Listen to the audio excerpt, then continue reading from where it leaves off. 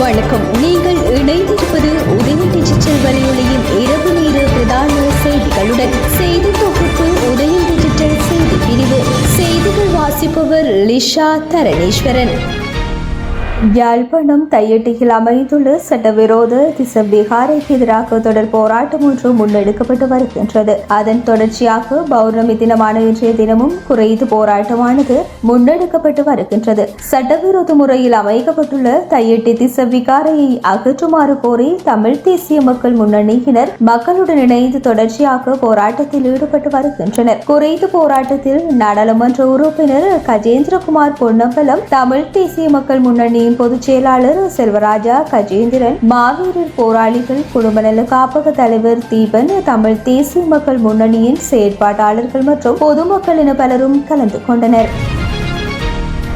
யாழ்ப்பாணத்தின் புகையிரத மார்க்கத்தின் வழியாக பயணிக்கும் புகையிரதத்தில் ஏற முற்பட்ட யுவதி ஒருவர் விபத்துக்குள்ளாக்கியதில் அவரது ஒரு கால் முற்றாக சிதைவடைந்துள்ளது. யாழ்ப்பாணம் காங்கேசன்துறை புகையிரத நிலையத்திலிருந்து நேற்றிரவு கொழும்பு நோக்கி புறப்பட்ட இரவு தபால் புகையிரதத்தில் ஓடி ஏற முற்பட்ட வேளை தவறி விழுந்ததில் புகையிரதத்திற்கும் புகையிரத மேடைக்கும் இடையில் கால் அகப்பட்டுள்ளது. அதனால் யுவதியின் கால் முற்றாக சிதைவடைந்த நிலையில் அவரை மீட்டு யாழ் போதனா மருத்துவமனையில் சிகிச்சைக்காக சேர்த்துள்ளனர். குறைந்த ஜோதி குருநாகல் மாவட்டத்தை சேர்ந்தவர் எனவும் யாழ்ப்பாணத்திற்கு வருகை தந்து சொந்த இடத்திற்கு திரும்ப புகையிரதத்தில் ஏற முற்பட்ட போதே விபத்து இடம்பெற்றதாக ஆரம்பகட்ட விசாரணைகளில் தெரிய வந்துள்ளது.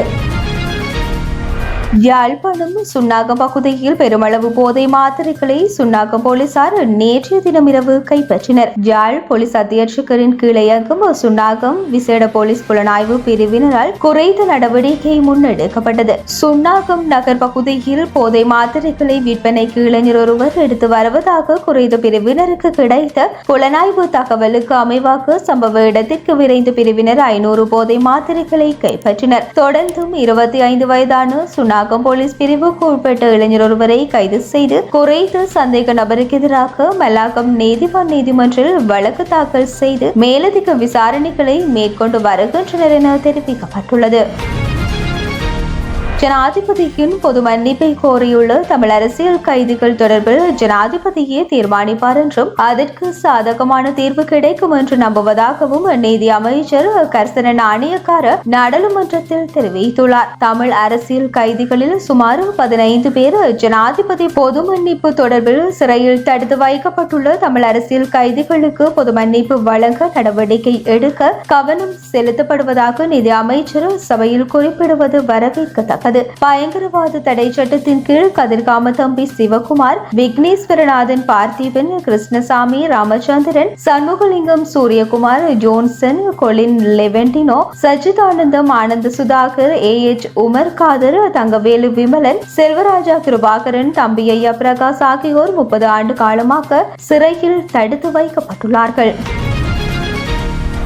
சஜித் பிரேமதாஸ் எதிர்கட்சி தலைவராக இருக்கும் வரை திசை காட்டியிடும் அரசாங்கம் இருக்கும் என்று மக்கள் கோருவதாக கைத்தொழில் மற்றும் நிறுவன மேம்பாட்டு அமைச்சர் சுனில் ஹந்துன்னித்தி தெரிவித்துள்ளார். நாடாளுமன்றில் இன்று உரையாற்றிய அவர், எதிர்கட்சி தலைவர் சஜித் பிரேமதாஸ் கார்ட்டூன் திரைக்கதையில் வரும் சௌசௌ போன்றவர். தனது ஒரே வேலை எல்லாவற்றையும் வேண்டாம் என்று சொல்வதுதான் அந்த கதாபாத்திரத்தின் தன்மை.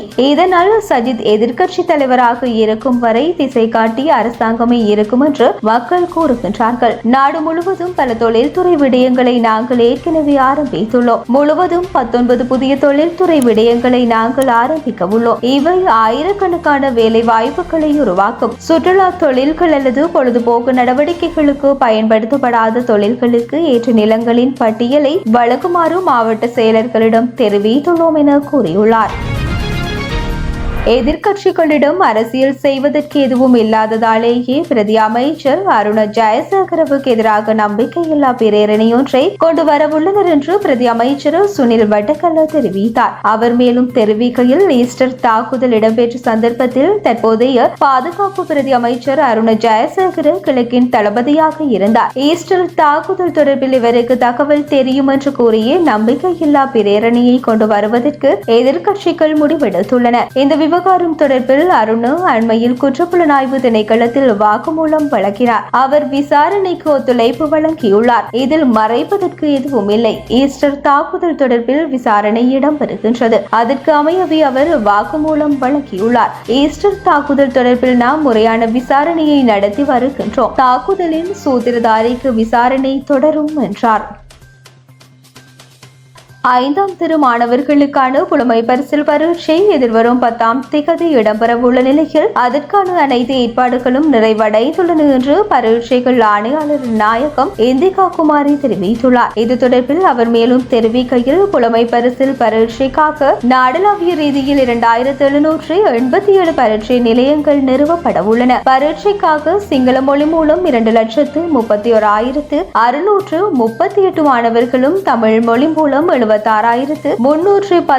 மாணவர்களும் விண்ணப்பித்துள்ளனர். அதற்கு அமைய இம்முறை 3,07,959 மாணவர்கள் பரீட்சைக்காக விண்ணப்பித்துள்ளனர். மேலதிக வகுப்புகள் அனைத்தும் கடந்த புதன்கிழமை நள்ளிரவு 12 மணியுடன் தடை செய்யப்பட்டுள்ளன. மாணவர்களை ஒன்று கூட்டி ஆலோசனைகளை வழங்குவதும் தடை செய்யப்பட்டுள்ளது. இவ்வாறான செயற்பாடுகளில் ஈடுபடுபவர்களுக்கு எதிராக சட்ட நடவடிக்கை எடுக்கப்படும். பரீட்சார்த்திகள் காலை 8:30 மணிக்கு பரீட்சை மண்டபங்களுக்கு சென்றுவிட வேண்டும். முதலில் 2ஆம் பகுதி வினாத்தாள் வழங்கப்படும். காலை 9:30 மணிக்கு பரீட்சை ஆரம்பமாகி 10:45 மணிக்கு நிறைவடையும். அதன் பின்னர் முற்பகல் 11:15 மணிக்கு முதலாம் பகுதி வினாத்தாள் வழங்கப்படும். 12:15 மணிக்கு பகுதி 1 பரீட்சை நிறைவடையும். பரீட்சைக்கு தேவையான உபகரணங்கள் மாத்திரமே மண்டபத்துக்குள் அனுமதிக்கப்படும். கை கடிகாரத்தை உபயோகிக்க முடியும், ஆனால் நவீன கை கடிகாரங்களை உபயோகிப்பதற்கு அனுமதி இல்லை என்றார்.